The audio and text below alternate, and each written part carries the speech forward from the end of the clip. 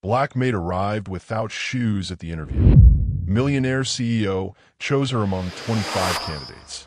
Marcus's pulse quickened.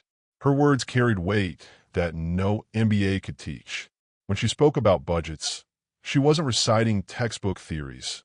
She was sharing survival strategies. Have you ever been underestimated because of how you looked? Hi, viewers. Kindly tell us where you're watching from and what time it is. Warm welcome to the family. Enjoy the story. 25 polished candidates in designer suits watched in horror as the barefoot black woman from Alabama walked into the glass tower. And the billionaire CEO said 4 words that changed everything. She's the one I want. The marble lobby gleamed like frozen lightning, every surface reflecting Aisha's bare feet as she crossed toward the elevator. Designer heels clicked disapproval behind her, but she kept her chin lifted, carrying her story in her spine. She'd stepped off that Greyhound bus 3 hours ago with nothing but a crumpled resume and a prayer. Her shoes, the only decent pair she owned, had been stolen during a rest stop in Arkansas. Now, she stood in the most expensive building she'd ever seen, toes curling against cold marble that cost more than her family made in a year. The other candidates stared like she was a zoo animal. A blonde woman in a $1,000 suit whispered loud enough for everyone to hear. Security should escort her out before she embarrasses herself. But Marcus Whitmore, CEO of Whitmore Industries, leaned forward in his leather chair. His eyes weren't looking at her bare feet or her discount store dress. They were studying her face, watching how she held herself despite having every reason to crumble. "Tell me about yourself," he said, his voice cutting through the boardroom's uncomfortable silence. Aisha's Alabama accent filled the space like honey over broken glass. "Sir, I know I don't look like much right now, but I've been taking care of my family since I was 16. I've balanced budgets when there was nothing to balance. I've made something from nothing more times than I can count." The executives shifted in their seats. This wasn't going according to their script. "What makes you think you can handle corporate finance?" asked the blonde woman, her voice dripping with disgust. Aisha turned to face her directly. "Because I've lived it. Every decision I make affects whether my family eats or goes hungry. Every dollar I spend has to count for 3. You want to know about financial management? Try feeding 5 people on minimum wage while keeping the lights on." Marcus's pulse quickened. Her words carried weight that no MBA could teach. When she spoke about budgets, she wasn't reciting textbook theories. She was sharing survival strategies. "The position starts at $60,000 annually," he said, watching her reaction. Aisha's eyes widened. She'd never seen that much money in one place, let alone imagined earning it. Her hands trembled slightly, but her voice stayed steady. "I won't let you down, sir." The room erupted in whispers. Other candidates couldn't believe what they were witnessing. The CFO leaned over to Marcus. "Are you serious about this?" Marcus stood up, his 6-foot frame commanding attention. His gaze swept across the room before settling back on Aisha. When their eyes met, something electric passed between them. Recognition, respect, and the first spark of something neither expected. "She's the one I want," he announced, his voice carrying the authority that had built a billion-dollar empire. As Aisha shook his hand, her calloused palm against his manicured fingers sent unexpected warmth up his arm. Her smile was genuine, grateful but not desperate. She had dignity that couldn't be bought or taught. Have you ever been underestimated because of how you looked? Tell me in the comments about a time someone judged your worth by your appearance. The other candidates filed out in stunned silence, their defeat tasting bitter in mouths that had never known real hunger. But Aisha remained, still processing that her life had just changed forever. "Start Monday," Marcus said, his eyes lingering on her lips as she thanked him with surprising eloquence. As she turned to leave, Marcus called out, "Ms. Johnson." She paused, looking back. "There's a shoe store on the first floor. Tell them to put whatever you need on my account." Aisha's cheeks flushed. "I can't accept. It's not charity. It's a business expense. I need my employees properly equipped." As she shook his hand goodbye, her calloused palm against his manicured fingers, Marcus felt something electric pass between them. "Start Monday," he said, What he didn't know was that hiring her would expose secrets that could destroy everything he'd built. She thought surviving poverty was hard, until she walked into a boardroom full of executives who wanted her gone before she could prove them wrong. The conference room fell silent as Aisha spoke, her Alabama accent cutting through privilege like truth through lies. Every face around the mahogany table registered the same shock. This woman wasn't just surviving. She was strategizing. Monday morning arrived like Judgment Day. Aisha stood outside the glass tower wearing her new shoes and a blazer she bought at a thrift store with her last $20. The shoes felt foreign on her feet, but they gave her confidence to walk through those marble halls. The receptionist's smile was plastic. "You must be the new hire." Her pause made it clear what she thought about Marcus's decision. Aisha's first stop was HR, where she filled out paperwork that asked for information she'd never had to provide. Emergency contacts with stable phone numbers, addresses that weren't temporary, references from employers who actually remembered her name. Then came the real test, her first department meeting. The conference room held 12 people who'd collectively spent more on lunch than Aisha had earned in months. Each face wore the same expression of barely concealed disdain mixed with curious anticipation. They were waiting for her to fail. Our quarterly projections show declining efficiency in the Southeast Division, announced Janet Morrison, the same blonde who'd tried to humiliate her during the interview. Janet's presentation was polished, professional, and completely wrong. Aisha studied the charts while others nodded in agreement. The numbers didn't add up. More importantly, they didn't reflect reality. "Excuse me," Aisha said, her voice steady despite her racing heart. The room turned to stare.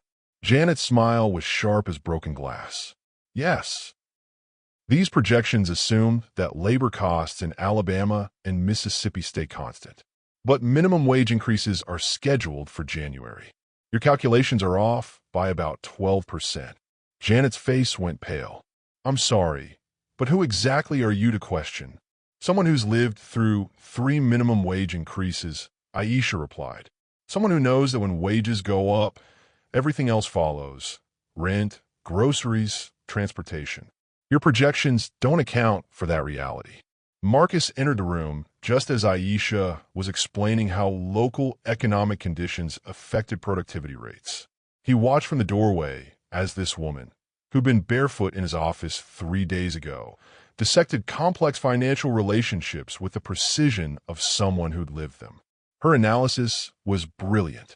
More than that, it was accurate in ways that textbook theories never captured. She wasn't just crunching numbers.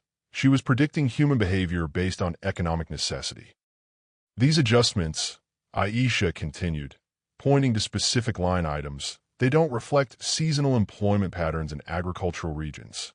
Come harvest season, your labor pool shrinks. Wages rise. Productivity changes. It's not just about supply and demand. It's about survival." The room was dead quiet. Janet looked like she wanted to disappear. Other executives exchanged glances that mixed surprise with grudging respect. Marcus stepped forward. "Ms. Johnson raises excellent points. Janet, I want you to revise those projections using her recommendations." As the meeting broke up, Aisha felt eyes following her. Some held new respect. Others burned with resentment. She just made enemies by being right.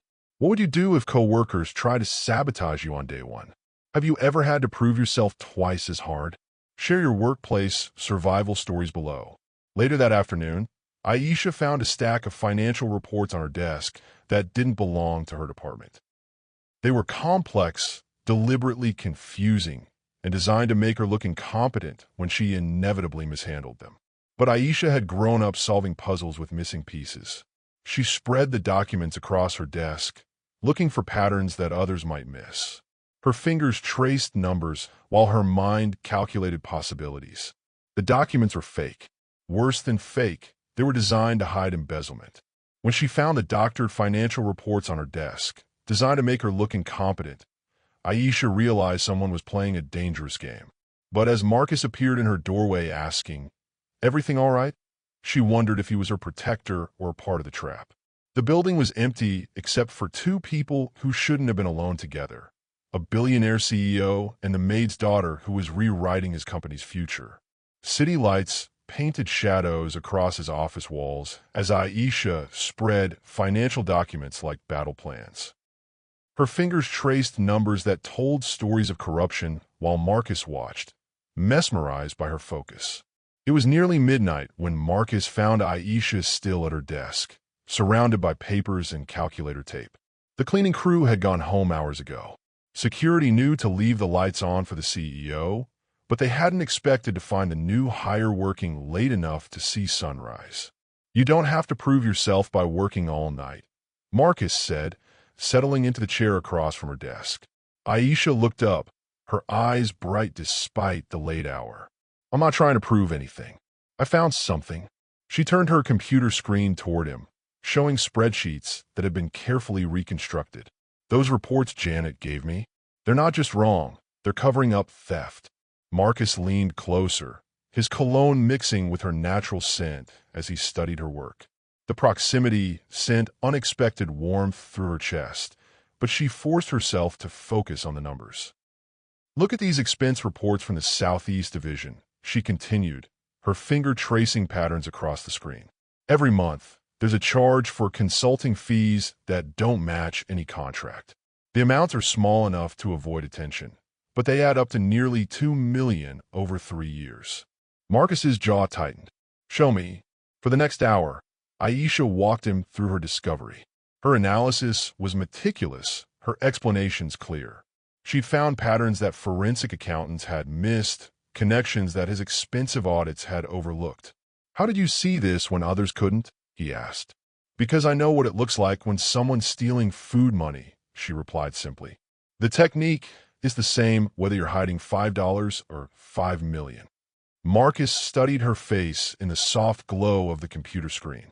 She was beautiful, but that wasn't what drew him. It was her mind, her integrity, her ability to see truth where others saw only numbers. "My father was a construction worker," Marcus said quietly, surprising himself with the admission. "Lost his job when I was 12. I watched him struggle to find work. Watched my mother stretch every dollar until it screamed." Aisha's expression softened. "What changed?" "He got lucky. One contractor gave him a chance when others wouldn't. That kindness changed our family's trajectory." Marcus paused, meeting her eyes. "Maybe that's why I recognized something in you that others missed." The confession hung between them, creating intimacy that had nothing to do with the late hour or empty building. They were two people who'd climbed out of struggle, who understood that opportunity was often the difference between success and survival. "Who else knows about these missing funds?" Aisha asked. "Just you and me now." Marcus moved closer, his hand brushing hers as he pointed to a detail on the screen. The touch was accidental but electric. "This stays between us until we figure out how deep this goes." Aisha nodded, acutely aware of his nearness. He smelled like expensive soap and determination. His shirt sleeves were rolled up, revealing forearms that suggested he still remembered physical work despite his current wealth. "Aisha," he said, his voice dropping to something that felt like a caress. She looked up to find his face inches from hers. His eyes held question and invitation. Her breath caught as the space between them seemed to shrink. "Have you ever felt a connection with someone completely unexpected? When did you realize someone saw your potential when others couldn't? Drop a heart if you've been there." The moment stretched, full of possibility. Marcus's hand moved toward her face, fingers almost touching her cheek when her phone buzzed with a text message. The spell broke. Aisha glanced at her phone and her blood ran cold. "Stop digging or your family pays the price." Marcus saw her expression change. "What is it?" She showed him the message, watching his face harden with protective fury. "Pack up your work," he said, his voice now carrying dangerous edge. "We're leaving. Now." As the clock struck midnight, Marcus moved closer, his voice dropping to a whisper. "You're extraordinary, Aisha." Before she could respond, her phone buzzed with a text that made her blood run cold. "Stop digging or your family pays the price." Someone wanted her silenced, but the only person who could protect her was the man she was falling for. And trusting him could cost them both everything. Her small apartment looked violated, drawers emptied, papers scattered like fallen leaves. But standing in the doorway with fury in his eyes, Marcus looked more dangerous than whoever had invaded her sanctuary. The threats started small. A dead flower on her car windshield. A photo of her mother slipped under her apartment door. Messages that made it clear someone was watching, waiting. Marcus insisted on private security, but Aisha refused. "I won't live in fear," she told him, though her hand shook as she said it. The break-in happened on Thursday night while she was working late with Marcus. They returned to her apartment to find her modest home ransacked. Her few precious belongings, photos of her family, her father's construction helmet, letters from her mother, were scattered across the floor like broken dreams. They were looking for something, Marcus said, surveying the damage. His voice carried lethal calm that suggested violence was closer to his surface than his expensive suits implied. Aisha knelt to collect a torn photograph of her father, her fingers trembling as she tried to piece it back together. The invasion felt personal, intimate in its cruelty. Marcus crouched beside her, his hand covering hers. "You're not staying here tonight. I won't be chased out of my own home. You won't be any good to anyone if you're dead." The bluntness of his words hit her like cold water. This wasn't just corporate espionage or business competition. Someone wanted her hurt, maybe killed. "Why?" she whispered. "I'm nobody important." Marcus's hand cupped her face, forcing her to meet his eyes. "You're important to me. You've seen something someone desperately wants hidden. That makes you dangerous." The intensity in his voice made her breath catch. This wasn't just about the missing money anymore. Something deeper was happening between them, something that scared her more than anonymous threats. Thunder crashed outside as Marcus helped her pack a bag. Rain hammered against her windows like bullets, turning the night into a war zone of sound and shadow. "I can't keep running," she said as lightning illuminated her small living room. "This is my life, my home.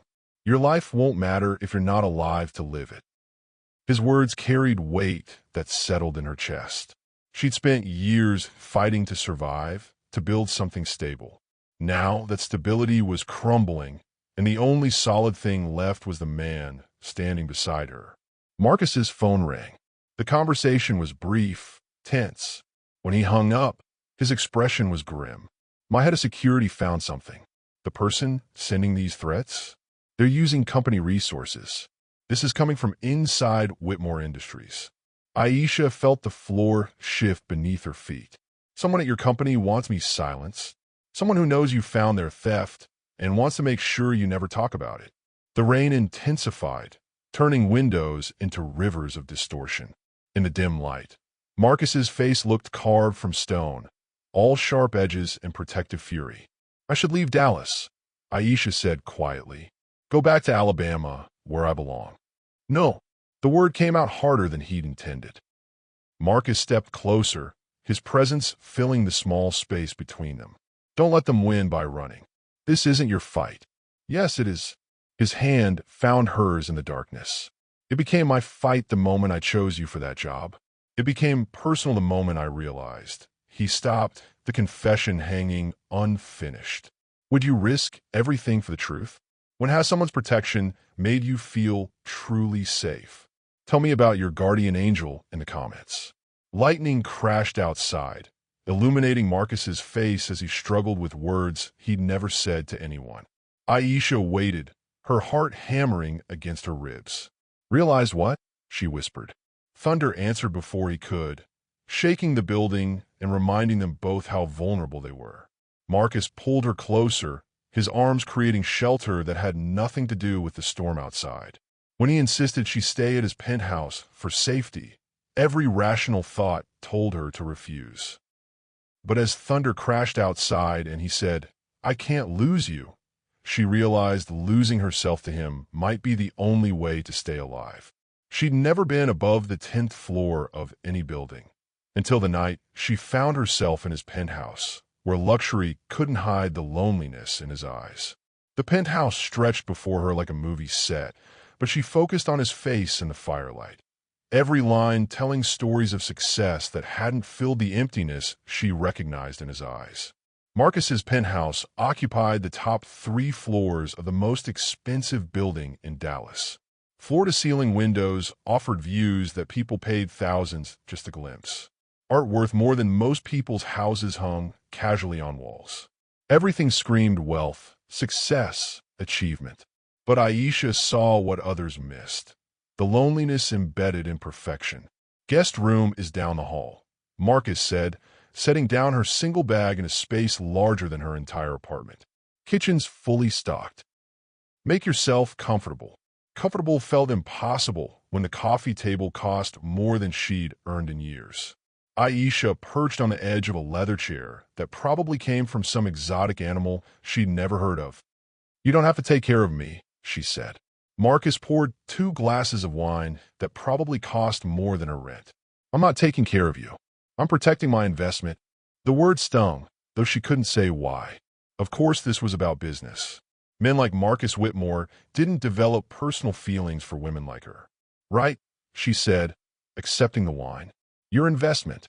Marcus caught the hurt in her voice and cursed himself. He'd spent so many years building walls that he'd forgotten how to let someone inside without sounding like he was conducting a board meeting. "That came out wrong," he said, sitting across from her instead of beside her, maintaining safe distance. "You're not an investment, Aisha. You're—" He stopped, searching for words that wouldn't reveal too much. "I'm what?" Thunder rolled across the city below them, softer now, but still present. Rain painted patterns on the windows while they sat in the glow of a fire that Marcus had built himself. One of the few skills his father had taught him that money couldn't buy. "You make me remember who I used to be," he said finally. "Before all this." His gesture encompassed the penthouse, the wealth, the isolation that came with success. Aisha studied his face. "Who were you before?" "Hungry. Determined.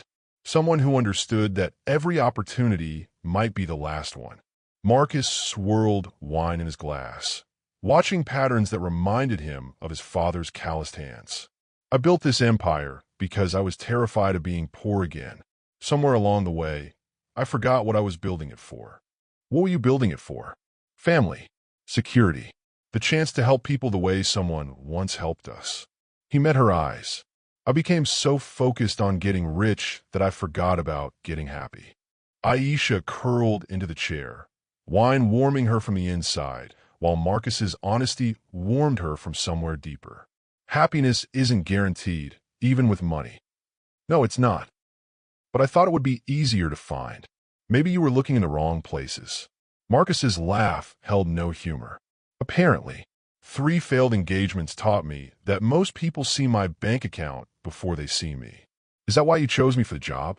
"Because I couldn't see your money past my own need." The question hung between them, honest and difficult. Marcus set down his wine and leaned forward, elbows on his knees, bringing himself closer to her level. "I chose you because when I asked about your experience, you didn't list degrees or internships. You talked about responsibility, taking care of people, making impossible decisions with inadequate resources." His voice softened. "I chose you because you reminded me that intelligence isn't always taught in classrooms." Aisha felt tears threatening. "My mother always said I was too smart for my own good." "Your mother was wrong. You're exactly as smart as you need to be." The fire crackled, filling silence that felt comfortable rather than awkward. Outside, the storm was passing, but neither of them moved to acknowledge it. "Marcus," Aisha said carefully, "what happens when this is over? When we figure out who's stealing from your company and stop whoever's threatening me? What do you want to happen?" The question was dangerous territory. Aisha knew that anything between them was temporary, a crisis bringing together people who lived in different worlds. But sitting in his firelight, seeing vulnerability he probably showed no one else, she allowed herself to imagine possibilities. "I want to matter," she said quietly. "Not just as an employee or a problem to solve. I want to matter as a person." Marcus moved from his chair to the floor in front of hers, close enough to touch, but still respecting boundaries. "You matter, Aisha. You've mattered since the moment you walked barefoot into my boardroom and refused to apologize for who you are. What's more intimate? Sharing your fears or sharing your dreams? When did you know someone truly understood you? Share your moment of recognition below. The space between them felt charged with possibility. Marcus's hand moved toward her face, fingers almost touching her cheek. Aisha leaned into the almost contact, her breath catching as she realized how much she wanted this. Not just physical attraction, but connection with someone who saw her completely. "I should go to bed," she whispered, though she made no move to leave. "You should," Marcus agreed, his voice rough with restraint. Neither of them moved. The fire painted shadows on their faces while the city sparkled below, indifferent to the moment that was reshaping two lives. "Marcus." "Yes. Thank you. For seeing me. For protecting me. For—" She stopped, unable to finish the thought. He understood anyway. His thumb brushed across her cheek, the first real touch they'd shared. "Thank you for letting me see you." As dawn painted the city gold, she woke in his arms feeling safer than she'd ever been. But the morning news headline made her stomach drop. CEO under investigation for fraud. The man protecting her might need protecting himself. The FBI raid started at dawn, turning his empire into a crime scene. But the real shock came when they revealed who had been feeding them information. Federal agents swarmed through the glass tower like ants claiming territory, seizing computers and files while camera crews gathered outside like vultures waiting for the kill. The pounding on Marcus's penthouse door came at 6 in the morning. Aisha woke tangled in his arms on the living room sofa, where they'd fallen asleep talking by the dying fire. For one perfect moment, she felt completely safe. Then reality crashed through the door with badges and search warrants. "FBI, open up." Marcus was on his feet instantly, his body moving between Aisha and the door. "Stay behind me," he ordered, his voice carrying authority that had nothing to do with boardrooms. The agents flooded in like water through a broken dam. 20 people and windbreakers turned the elegant penthouse into chaos, boxing up files and seizing computers with mechanical efficiency. "Marcus Whitmore, you're under investigation for corporate fraud, embezzlement, and money laundering," announced Agent Sarah Collins, a sharp-faced woman who looked like she'd been waiting years for this moment. Aisha's world tilted. "There's been a mistake." "Ma'am, please step aside," Collins interrupted. "This doesn't concern you." "Actually, it does." Collins consulted her notes. Aisha Johnson, recently hired despite having no qualifications. Paid far above market rate. Living in the suspect's penthouse. Her smile was cold as winter. "That's either the most romantic love story ever told, or you're part of the conspiracy." Marcus stepped forward, his face dark with fury. "She has nothing to do with this." "Then explain why she's been accessing financial records she has no authorization to see. Explain why she's been working late nights in your office, handling documents related to the Southeast Division, the same division where $2 million has gone missing." Aisha felt the blood drain from her face. They'd been watching her. Every late night, every discovery, every moment she thought she was helping Marcus, they'd been building a case. "You think I stole money?" she asked, her voice barely above a whisper. "I think you're a very convenient witness," Collins replied. "Poor girl from Alabama gets hired by rich CEO, suddenly has access to sensitive financial information. Either you're the luckiest woman alive, or you're playing a very dangerous game." Marcus moved closer to Aisha, his hand finding hers. The gesture was protective, intimate, and exactly what Collins wanted to see. "Touching," Collins said. "But conspiracy charges don't disappear because you're in love." The next hours blurred together like a nightmare. Marcus was taken for questioning while Aisha was left in the penthouse under agent supervision. She watched through floor-to-ceiling windows as news vans surrounded the building, reporters already crafting stories about the billionaire CEO and his mysterious girlfriend. Her phone rang constantly. Her mother, frantic after seeing the news. Her sister, confused and scared. People from her old neighborhood who suddenly remembered her name now that she was connected to scandal. But the call that broke her came from her younger brother in Alabama. "Aisha, there's men here asking questions about you. They're scaring Mama. They want to know about money you've been sending home, about how you got that job in Dallas. Mama's heart can't take much more of this. She sank to the floor, the weight of consequences crushing her chest. By trying to build a better life, she'd brought danger to the people she was trying to protect. When Marcus returned that evening, his face was gray with exhaustion. The confident CEO was gone, replaced by a man who looked like he'd aged 10 years in one day. What did they say? Aisha asked. They have evidence. Bank transfers, document access logs, recorded phone calls. He ran his hands through his hair. Someone's been planning this for months. Who? That's the million-dollar question. Marcus poured himself a drink with shaking hands. The evidence points to an inside job. Someone with high-level access has been moving money and manipulating records to make it look like I authorized everything. Aisha felt sick. They think we're working together. The FBI loves a good conspiracy. Rich man, poor woman, classic crime story. Marcus's laugh held no humor. They're offering you immunity if you testify against me. The words hit her like physical blows. They want me to lie about you. They want you to tell them I manipulated you, used you, promised you things in exchange for your help stealing money. Marcus met her eyes. The scary part is, it would be believable. Who would blame a poor woman for being seduced by wealth? I would never. I know. His voice was soft, certain. But they don't. Would you stand by someone when their world was falling apart? What does loyalty really cost? Tell me about a time you chose to stay when others left.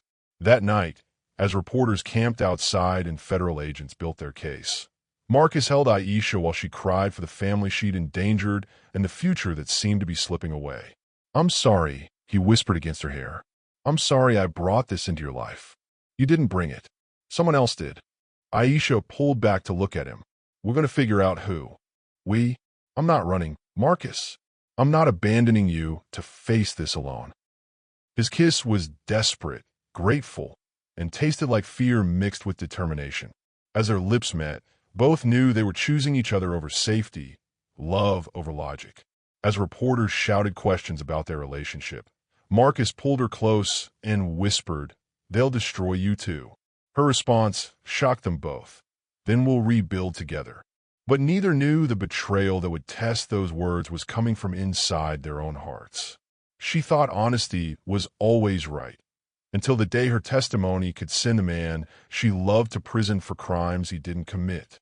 The courthouse steps stretched before her like a mountain, each stone carved from judgment and consequence.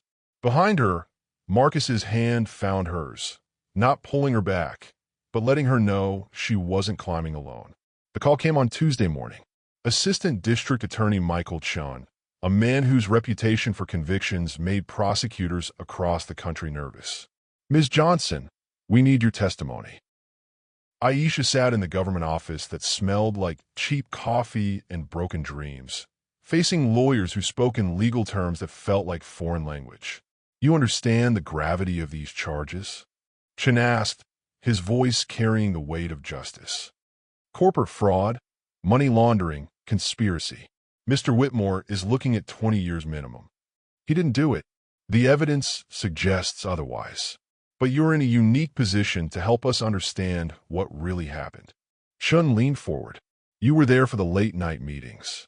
You saw the financial documents. You witnessed the decision-making process." Aisha's stomach twisted. They wanted her to describe those nights with Marcus, the discovery of missing funds, the growing closeness, the moments when business became personal. "What exactly are you asking me to say?" "The truth. Did Marcus Whitmore have access to the Southeast Division accounts? Did he review financial reports from that region? Did he make decisions about fund allocation?" The questions felt like traps disguised as simple facts.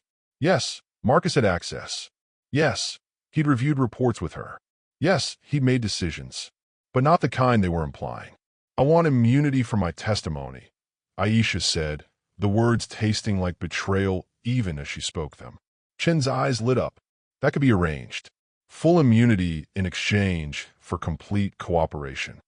That night, Marcus found her staring out at the city lights, documents spread across the dining table like battle plans for a war neither of them wanted to fight. "You don't have to do this," he said, settling beside her. "Yes, I do. If I don't testify, they'll assume I'm guilty too.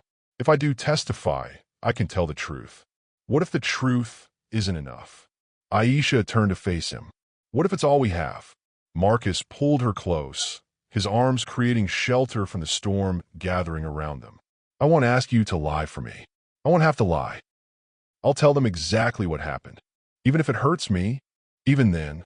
Marcus's kiss was soft, sad, and tasted like goodbye. Neither of them said the words, but both understood that tomorrow might change everything between them. The night before her testimony, they made love with desperate intensity. Marcus's hands memorized every curve of her body, while Aisha whispered promises against the skin. If this was ending, they would make it count. Whatever happens, Marcus said as dawn approached, know that meeting you changed my life. Changed it how? Made it worth living. When as telling the truth cost you something precious. Would you sacrifice love for integrity? Share your hardest moral choice in the comments. The courthouse was packed with reporters, lawyers, and curious observers drawn by scandal. Aisha walked through the crowd feeling like she was walking to her own execution. In the witness box, she raised her right hand and swore to tell the truth. The words felt like a prayer, and a curse rolled into one. State your name, for the record. Aisha Marie Johnson. And your relationship to the defendant? Aisha looked at Marcus, sitting at the defense table in a suit that cost more than most people's cars. He nodded slightly, encouraging her to speak. I work for Marcus Whitmore. I also. She paused, searching for words that felt adequate. I love him. The courtroom rippled with whispers. Chen looked pleased. The defense attorney looked concerned. Ms. Johnson, did you have access to Southeast Division financial records? Yes. Did Marcus Whitmore review those records with you? Yes. Did you discuss fund transfers from those accounts? Yes, but just yes or no, please. As she raised her right hand to swear the oath, Aisha caught sight of a familiar face in the courtroom gallery. The person who'd been threatening her family was sitting right there, smiling. Her testimony wasn't just about Marcus anymore. It was about survival. The courtroom held its breath as she spoke the words that would either save an innocent man or destroy the only love she'd ever known. Her voice carried across the marble courtroom like music over chaos, each word landing with a weight of truth that couldn't be silenced or buried or bought. Yes, I discussed fund transfers with Marcus Whitmore. Aisha continued, her voice gaining strength. But not because he was stealing money, because we discovered someone else was. The courtroom erupted. Judge Martinez slammed her gavel repeatedly. Order. Order in the court. Chen looked like someone had slapped him. Objection, Your Honor. Non responsive. Overruled. The witness may continue. Aisha took a breath that felt like diving off a cliff. Marcus didn't steal anything. He was trying to figure out who was. We found patterns in the expense reports, fake consulting fees, money being moved to accounts that didn't exist. MS. Johnson, Chen interrupted, you're under oath. Are you saying you believe Marcus Whitmore is innocent? I'm not saying I believe it. I'm saying I know it. The defense attorney, a sharp woman named Patricia Mills, leaned forward. This wasn't going according to anyone's script. How do you know? Mills asked during cross-examination. Because I was there when he discovered the theft. I watched him try to figure out who was responsible. I saw him worry about his employees, about what this would do to their jobs and their families. Aisha's voice carried conviction that filled the courtroom. Marcus Whitmore didn't steal money. He's the one who found it was missing. Chun tried to regain control. Ms. Johnson, isn't it true that you've been romantically involved with the defendant? That your judgment might be compromised? My judgment is fine, Aisha replied, her Alabama accent cutting through the legal theater like truth through lies. I know what theft looks like. I grew up watching people steal food because they were hungry, steal opportunities because they were desperate. Marcus Whitmore doesn't need to steal anything. He earns it. But you admit you're in love with him? Yes. And you'd say anything to protect him? Aisha met Chen's eyes with steady determination. I'd tell the truth to protect him, which is what I'm doing. The next 3 hours felt like warfare conducted in legal language. Chen tried to paint Aisha as a naive woman seduced by wealth. Mills painted her as a key witness whose insights had uncovered the real crime.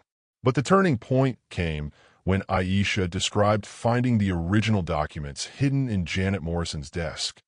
I stayed late one Thursday night, trying to understand why the numbers didn't match. Janet Morrison had left her computer logged in, her files open. Aisha's voice grew stronger as she recounted the discovery. The real expense reports were buried in a folder labeled Archive. Every fake transaction had her authorization code. The courtroom was dead silent. You're saying Janet Morrison, the CFO, was embezzling funds and framing Marcus Whitmore? Mills asked. I'm saying Janet Morrison was stealing money and using Marcus's access codes to hide it. She made it look like he authorized transfers that he never knew about. Chun objected repeatedly, but the damage was done. Aisha's testimony wasn't just defending Marcus. It was exposing the real criminal. Have you ever had to be brave for someone else? Well, has your voice changed everything? Tell me about your moment of fearless truth below. During recess, Marcus caught Aisha in the hallway. His eyes were bright with something that looked like hope mixed with amazement. You didn't have to do that, he said. Yes, I did. You could have taken the immunity deal, said whatever they wanted to hear. I could have, but then I wouldn't be able to look at myself in the mirror. Aisha touched his face gently. I wouldn't be able to look at you. Marcus kissed her right there in the courthouse hallway, surrounded by reporters and lawyers and federal agents. It was a kiss that tasted like victory and vindication and love that couldn't be bought or threatened or destroyed. When court resumed, Chun called Janet Morrison to the stand. But Janet Morrison was nowhere to be found. Her apartment was empty. Her bank accounts were closed. Her car was gone. The woman who tried to destroy Marcus had disappeared, leaving behind only the evidence that Aisha's testimony had forced into the light. As the real criminals were led away in handcuffs, Marcus swept her into his arms outside the courthouse. But the celebration was cut short by a phone call that changed everything. Mr. Whitmore, your board of directors has called an emergency meeting. They want both of you there now. She'd faced poverty, threats, and federal prosecutors, but nothing prepared her for the boardroom full of powerful men who saw her as their biggest threat. The mahogany table stretched between them like a battlefield, 20 suits on one side, one woman from Alabama on the other, but the balance of power was about to shift in ways none of them anticipated.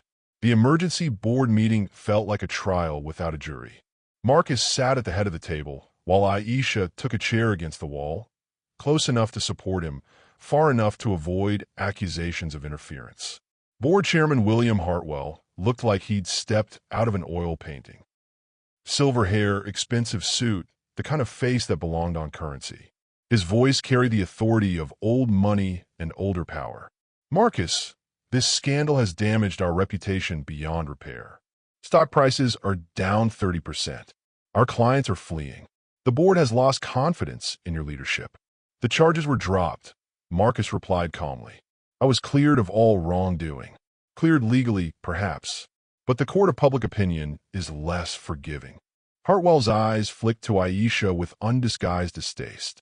Your personal choices have become corporate liabilities. Aisha felt every gaze in the room like physical weight. These men saw her as the problem, the woman who'd brought chaos to their ordered world. My personal choices are irrelevant to company operations, Marcus said. Are they?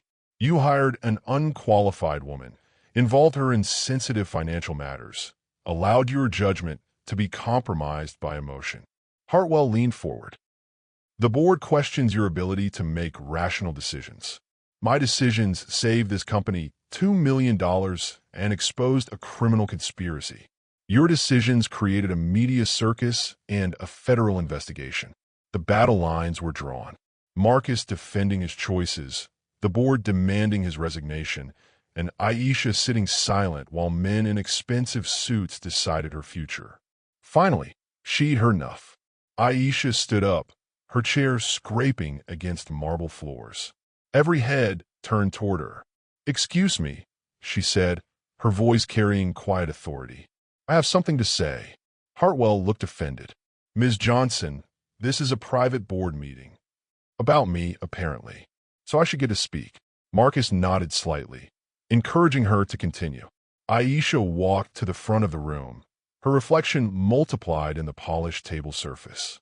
She thought about that first day, walking barefoot into this same building, and realized how far she'd traveled. You want to know if Marcus makes rational decisions? Let me tell you about rational. Her Alabama accent filled the room with home truth. Rational is hiring someone who understands your business from the ground up. Rational is listening when that person tells you something's wrong with your numbers. The room was silent except for the hum of air conditioning and the distant sounds of Dallas traffic. You think I'm unqualified? I found a $2 million theft that your expensive auditors missed. I identified patterns that your forensic accountants overlooked. I solved a problem that could have destroyed this company. Aisha's voice grew stronger with each word. Not because I have an MBA, but because I know what survival looks like. Hartwell's face was red with anger. Young lady, you're out of line. No, sir, you're out of line. You're ready to fire the best CEO this company has ever had because he fell in love with someone who doesn't fit your idea of appropriate. You're more worried about appearances than performance. Marcus watched with growing amazement as this woman, his woman, commanded a room full of men who controlled billions of dollars. Marcus Whitmore didn't just hire me, Aisha continued. He saved me. But I saved him too. I saved his reputation, his company, and his freedom. That's not a liability. That's partnership. When has someone underestimated your intelligence? How did you prove them wrong? Share your showing them who's boss moment in the comments. Board member after board member tried to interrupt, but Aisha held the floor with the force of absolute conviction. You want to know about rational decisions? Here's one. Marcus and I are starting a foundation focused on economic development in underserved communities. We're going to take the money this company saved, money I helped find, and use it to create opportunities for people like me. The room erupted in voices, but Aisha wasn't finished. You can fire Marcus if you want, but you'll be firing the man who built this company, who saved it from criminals, and who had the vision to see potential where others saw problems. She looked directly at Hartwell. And you'll be proving that this company values appearances over results. The vote was close, closer than anyone expected. But when it was over, Marcus kept his job by a single vote. As they left the building, Marcus stopped suddenly in the parking garage.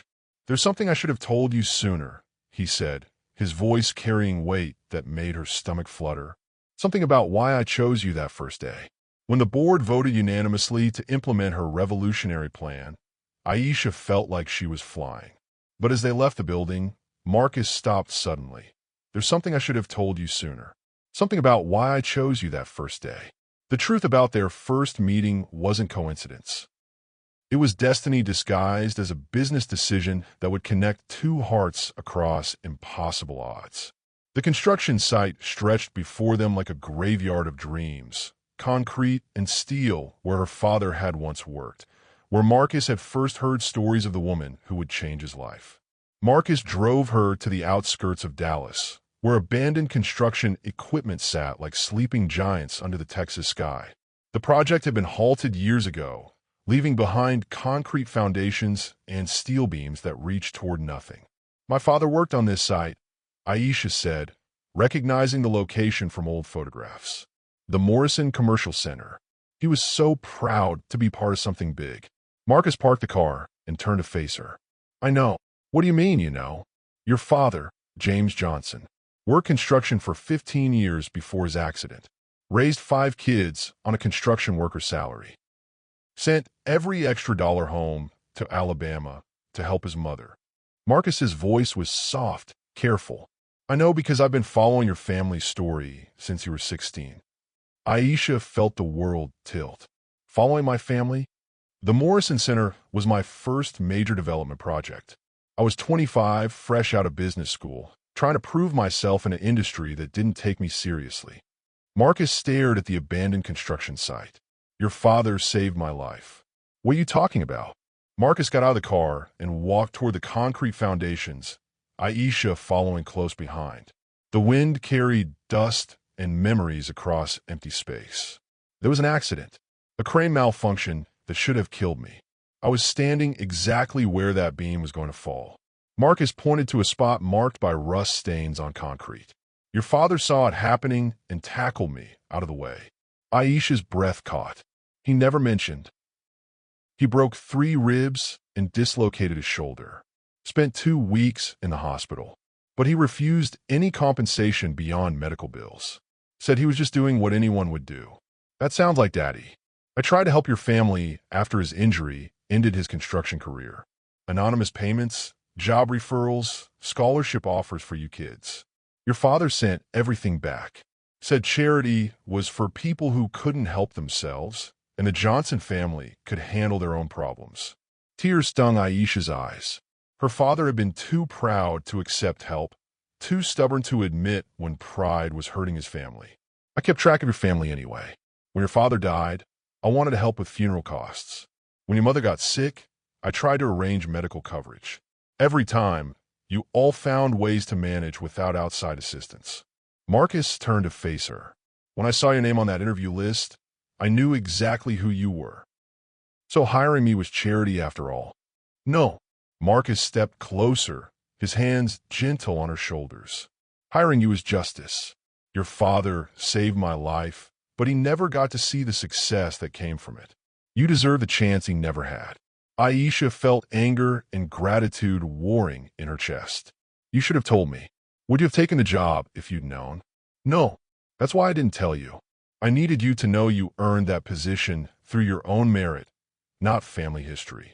The abandoned construction site stretched around them, full of broken dreams and unfinished promises. But standing there with Marcus, Aisha realized some things were worth finishing, even if they took decades to complete. Would you forgive someone who helped you secretly?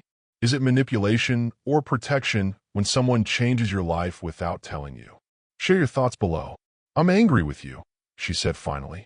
I know, but I understand why you did it. I hope you would. Marcus pulled her close, and this time when he kissed her, it tasted like truth mixed with forgiveness. They were standing where her father had once worked, where Marcus had almost died, where 2 family stories had intertwined years before either of them realized it. I love you, Aisha whispered against his lips, meaning it fully for the first time. Marcus pulled back to look at her face, searching for doubt and finding none. Even knowing about your father? Even knowing I've been part of your life longer than you realized. Especially knowing that, as they stood where her father once worked, Aisha realized Marcus hadn't just hired her. He'd been trying to honor a man he'd never met but deeply respected. I love you, she whispered, meaning it fully for the first time. His response would change everything. Then marry me. He proposed not with a ring, but with a promise to build something together that neither could create alone. A love that would lift others the way it had lifted them. The Alabama sunset painted the sky like hope incarnate as Marcus knelt not on marble floors but red dirt, asking her to build a life that honored both their worlds. 3 weeks later, Marcus drove Aisha back to Montgomery, Alabama. The first time she'd been home since boarding that Greyhound bus with stolen shoes and desperate dreams. Her mother's house looked smaller than she remembered. The front porch sagged slightly, paint peeled from the shutters, and the yard needed work that her family couldn't afford. But her mother's smile could have powered the entire neighborhood. Look at you, Viola Johnson whispered, pulling her daughter close. Look how you've grown. Marcus hung back, suddenly nervous in a way that boardrooms and federal investigations had never made him. This was different. This mattered more than stock prices or profit margins. Mama, this is Marcus. Viola studied him with eyes that had seen too much struggle to be impressed by expensive clothes. So, you're the man who's been taking care of my baby? No, ma'am, Marcus replied carefully. She's been taking care of herself. I just had sense enough to recognize it. That answer earned him a small smile. Over dinner at the kitchen table, where Aisha had done homework by candlelight when the electricity was cut off, Marcus listened to family stories that painted pictures of resilience, humor, and love that survived everything poverty threw at it. Aisha always was too smart for her own good, her mother said, passing around cornbread that tasted like home, reading books while other kids played outside, asking questions that made grown folks uncomfortable. She still does that, Marcus said, earning laughter from around the table. After dinner, as fireflies danced in the humid air, Marcus walked with Aisha through the neighborhood where she'd grown up. Houses were small, yards were modest, but every porch held families who waved and called out greetings. "This is what I want to give back to," Aisha said, gesturing at the community that had raised her. "Not handouts or charity. Opportunities." "Tell me more." "Microloans for small businesses. Training programs for skills that pay living wages. Childcare so single mothers can work or go to school." Her voice grew stronger as she outlined her vision. Investment in people, not just buildings. Marcus stopped walking. They were standing in front of the elementary school, where Aisha had learned to read, its playground equipment rusty, but still hosting children's laughter. "Marry me," he said. Aisha's breath caught. "What?" Marcus dropped to one knee right there in the red dirt, surrounded by the sounds of her childhood. He pulled out a ring that caught the last rays of Alabama sunlight. "Not because you need saving, and not because I need fixing. Because together we can build something that matters." His voice carried conviction that had nothing to do with wealth and everything to do with purpose. "Marry me, and let's change the world one opportunity at a time." Aisha looked down at this man who'd seen her worth before she believed in herself, who'd stood by her through scandal and investigation, who'd driven hundreds of miles to ask her mother's blessing before proposing in the dirt of her hometown. "Yes," she whispered, then louder, "yes." The ring slipped onto her finger like it belonged there. Not too big, not flashy, perfect for hands that knew work and weren't ashamed of it. When they told her family, the kitchen erupted in celebration. Her mother cried happy tears while her siblings peppered Marcus with questions about wedding plans and honeymoon destinations. But the real celebration happened later, in the privacy of Aisha's childhood bedroom, where Marcus made love to her with reverence that spoke of forever promises and shared dreams. What would your dream proposal look like? Not the ring or location, but the promise itself? Share your vision of partnership in the comments. The next morning brought phone calls from Dallas. The foundation paperwork had been approved. The initial funding was secured. Construction permits for their first community center were being processed. Everything was falling into place like destiny, finally catching up with preparation. But as they packed to return to Dallas, Aisha's phone rang with a call that would test their newfound happiness. "Aisha, this is Detective Rodriguez with Montgomery Police. We need to speak with you about someone from your past. A man named Jerome Washington claims he has legal documents proving you're already married to him." As her mother embraced Marcus like a son, Aisha felt complete for the first time in her life. But the phone call that interrupted their celebration brought news that would test their new engagement. Someone from her past had returned, claiming they had prior claim to her heart. The man who broke her heart in Alabama had come to Dallas with lawyers, claiming their teenage marriage was still legal, and Marcus's fiancée was already someone else's wife. The law office felt like a tomb where dreams came to die.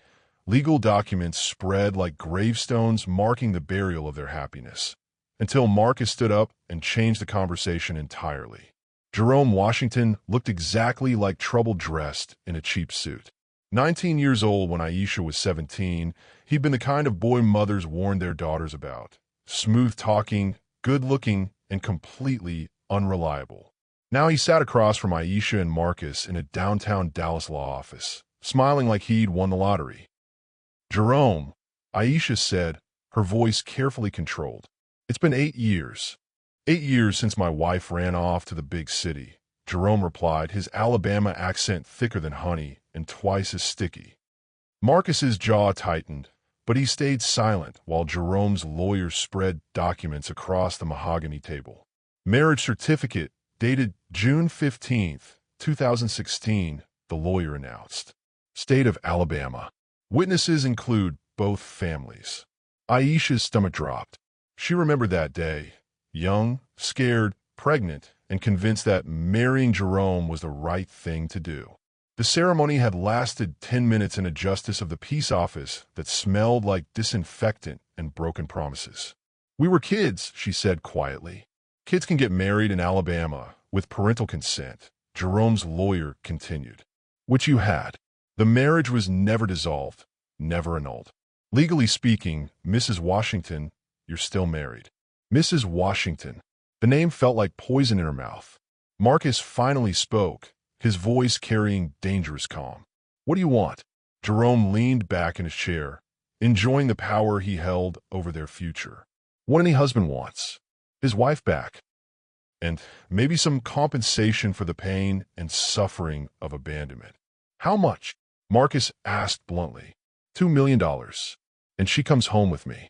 Aisha felt like she was drowning in quicksand. Everything she'd built, everything she'd found with Marcus, was crumbling because of a mistake she'd made as a teenager. The pregnancy, Marcus said suddenly. What happened to the baby? Jerome's confident expression flickered. Miscarried. 3 months after we got married. So you have no children together? No, but...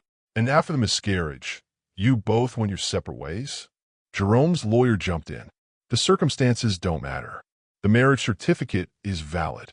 Marcus stood up, his presence filling the small office. Actually, they matter quite a bit. Aisha, tell me about the miscarriage. Aisha's voice was barely above a whisper.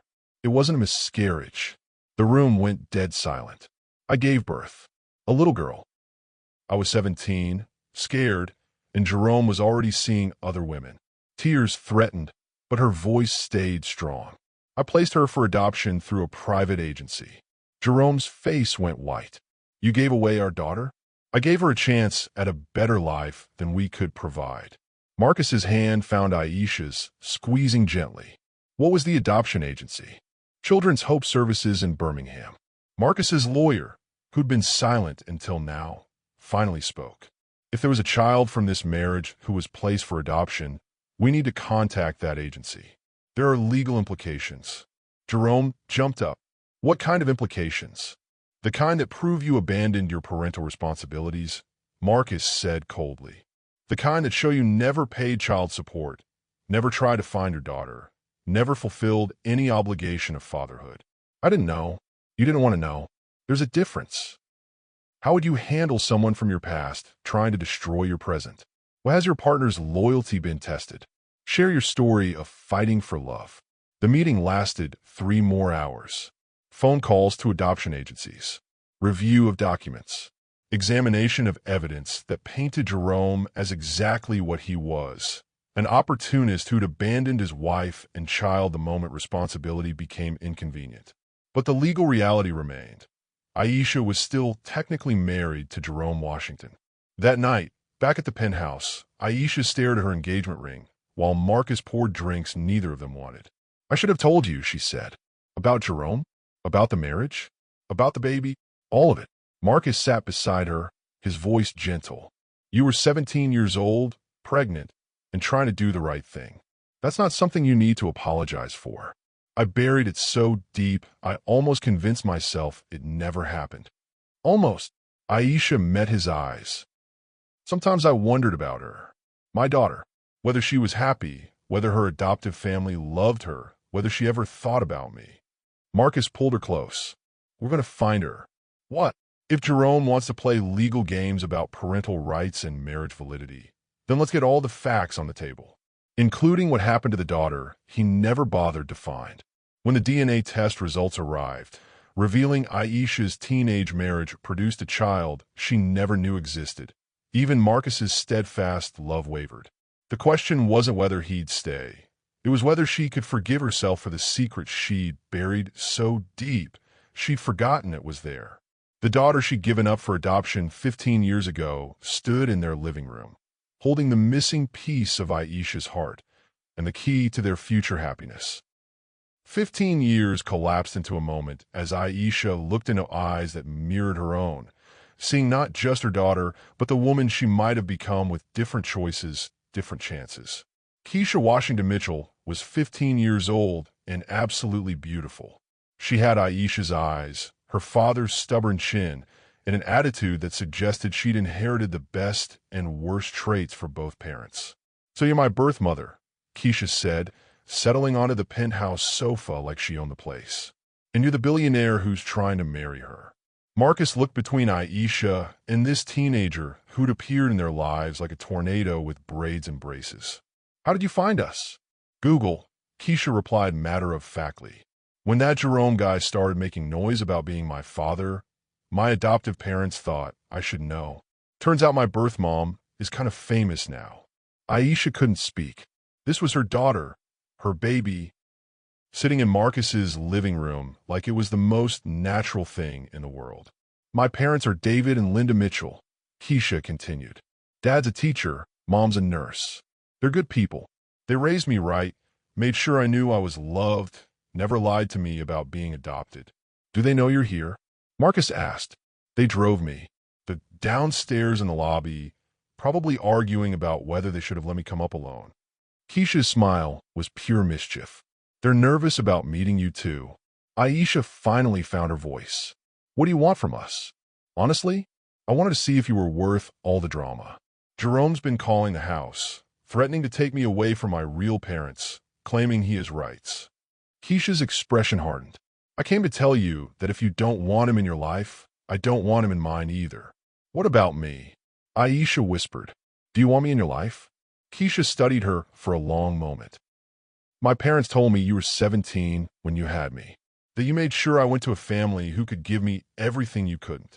That takes guts. It was the hardest thing I ever did. But you did it anyway, because it was right, not because it was easy." Keisha leaned forward. "I respect that." The next few hours felt like speed dating with destiny. Keisha was smart, funny, and had clearly inherited Aisha's tendency to ask uncomfortable questions. She grilled Marcus about his intentions, questioned Aisha about her choices, and generally behaved like a teenager who'd been raised by people who taught her to think for herself.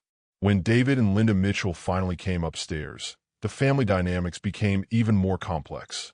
They were good people, exactly the kind of parents Aisha had prayed her daughter would find. But seeing them with Keisha, witnessing 15 years of shared history and inside jokes, made Aisha realize she wasn't getting her daughter back. She was being invited into a family that already existed. "We don't want to disrupt Keisha's life," Linda said carefully. "But we thought she should know her birth parents, especially with all this legal drama." "Jerome has no rights," David added firmly. "He abandoned his parental responsibilities. We've already contacted our lawyer." Marcus poured coffee while Aisha tried to process the surreal situation. 3 hours ago, she'd been engaged and planning a future with one man. Now she was part of a family that included adoptive parents, a teenage daughter, and a legal battle with a man she tried to forget. "So what happens now?" Keisha asked, her directness cutting through adult awkwardness. "Have you ever handled unexpected parenthood change your life? What does it mean to love someone through their biggest surprise? Share your family plot twist stories." That night, after the Mitchells and Keisha returned to their hotel, Aisha and Marcus sat in the darkness, trying to make sense of everything that had changed. "Are you okay with this?" Aisha asked, "With her being part of our lives?" "Are you kidding? She's amazing, smart, confident, completely unintimidated by wealth or success." Marcus smiled. "She's exactly what I'd expect from your daughter, even though it complicates everything. The best things in life usually do." Aisha curled against him, grateful for his steady presence in a world that seemed to shift daily. "What about Jerome?" "We'll handle Jerome. Together." "What about the wedding?" "What about it?" "Marcus, I'm technically married to another man, and I have a teenage daughter I gave up for adoption. That's not exactly the fairy tale ending you signed up for." Marcus turned to face her fully. "Aisha, I didn't fall in love with a fairy tale. I fell in love with a real woman who makes real choices and deals with real consequences. That includes the beautiful, complicated, amazing daughter who just walked into our lives." As Keisha hugged them both goodnight in their first evening as a family, Aisha felt her world click into place. But the morning would bring news that threatened to tear apart everything they'd built. The corruption case had one final twist that implicated her biological father, the man whose identity could destroy Marcus's business forever. The final betrayal came not from enemies, but from blood, when Aisha discovered her biological father was the mastermind behind the conspiracy that nearly destroyed the man she loved. The prison visiting room stretched between them like a chasm of broken promises and bitter truths, fluorescent lights harsh against her father's aged face as she spoke words that would close one chapter and open another. The phone call came at dawn, jerking Aisha from sleep with news that felt like a physical blow. "Ms. Johnson, this is Detective Martinez. We've arrested someone in connection with the Whitmore Industries case. I think you need to come down to the station." At the police station, Aisha sat across from a man she'd never seen before, but whose eyes looked familiar in the harsh interrogation room lighting. "Robert Hayes," Detective Martinez announced, "also known as Bobby Johnson, claims to be your biological father." Aisha's world tilted.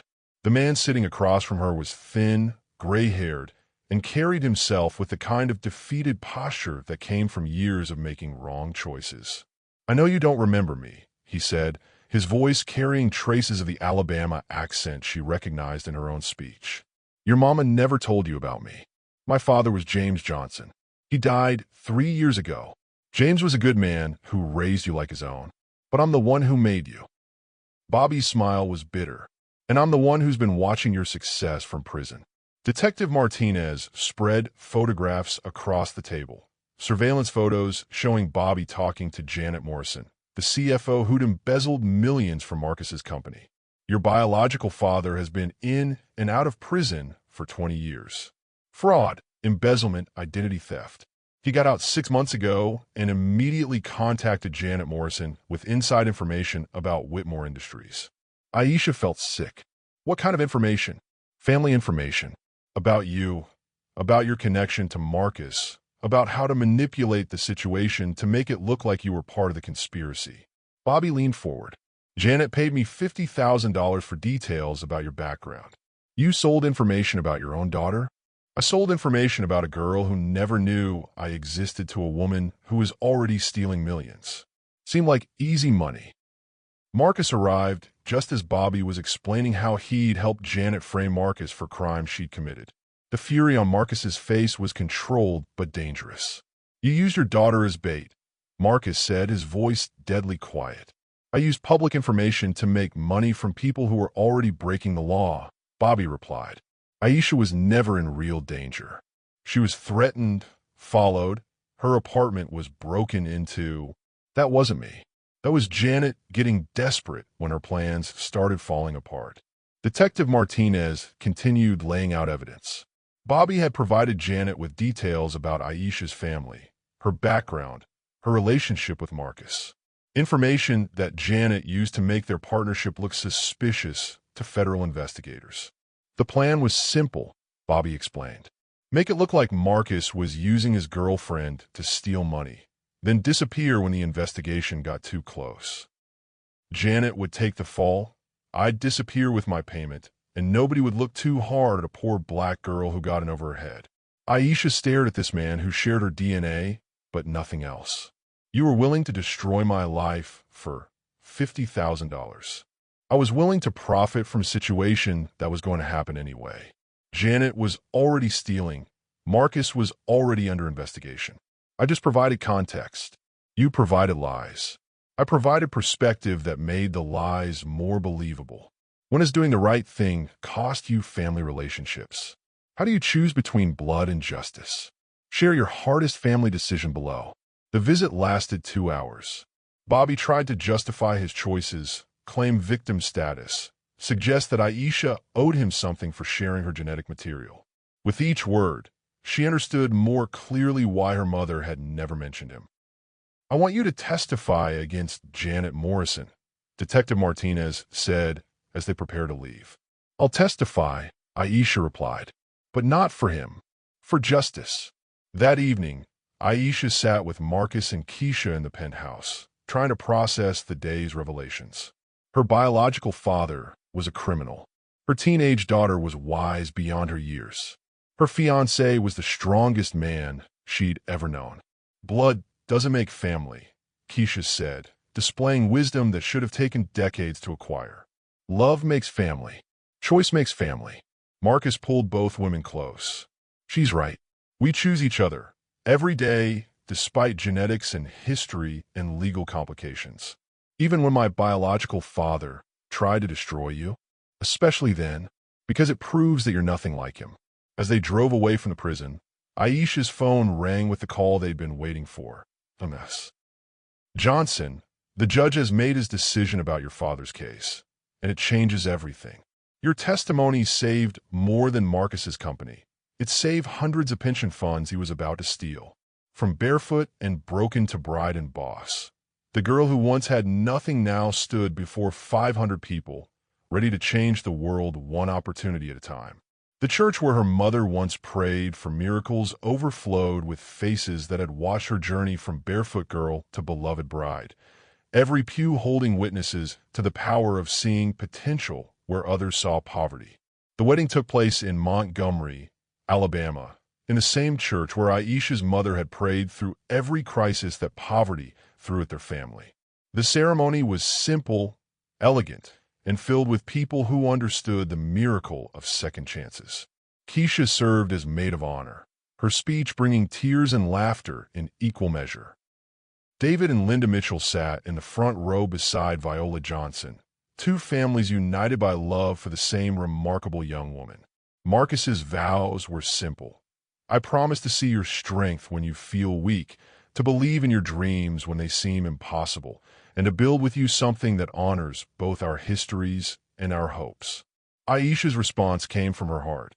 I promise to challenge you when you need truth, to support you when you need strength, and to love you not despite our differences, but because of them. The reception was held in the community center that would soon become the first branch of their foundation. Guests danced on floors where children would learn, celebrated in rooms where adults would train for better jobs, and toasted a future that promised opportunity for everyone willing to work for it.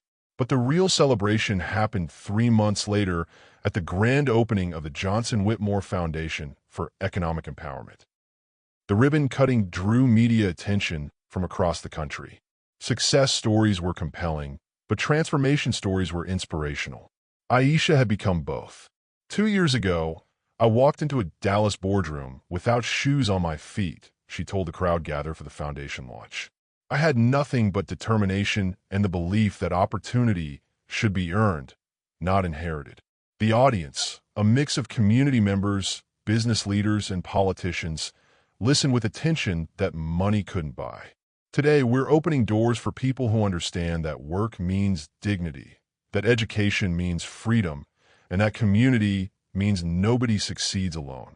Marcus watched from the side of the stage as his wife commanded attention from senators and CEOs with the same confidence she'd shown in his office that first day.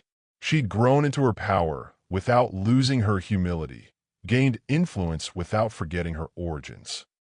Keisha cut the ribbon alongside Aisha and Marcus, representing the next generation that would benefit from programs designed by people who remembered what it felt like to have doors slammed in their faces.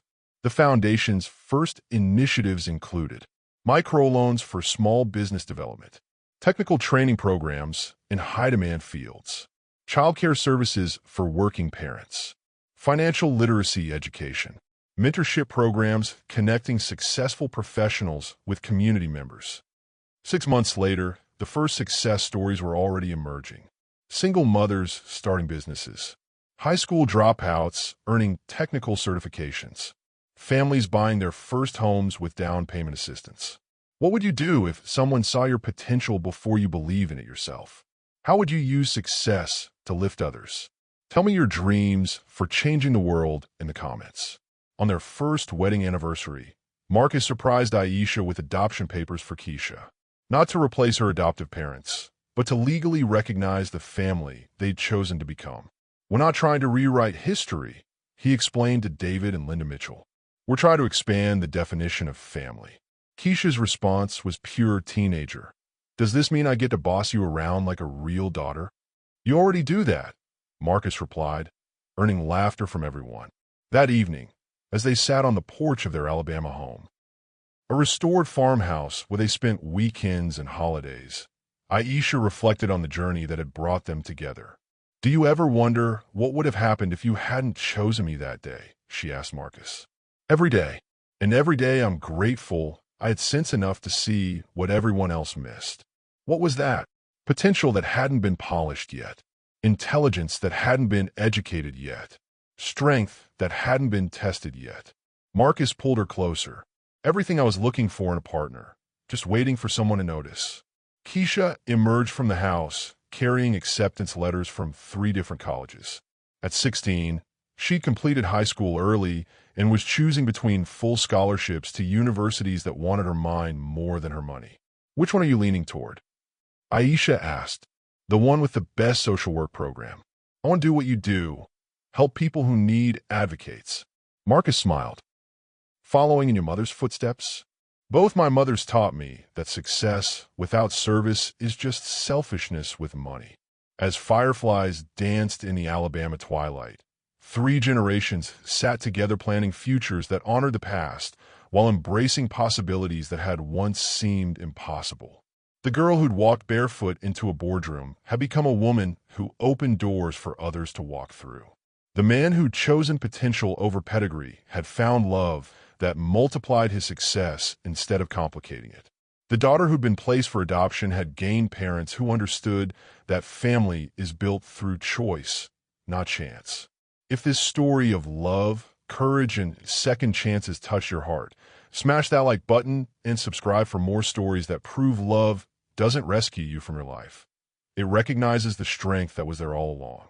Comment below which moment made you believe in their love, and remember, sometimes the most powerful thing you can do is see someone's worth before they see it themselves.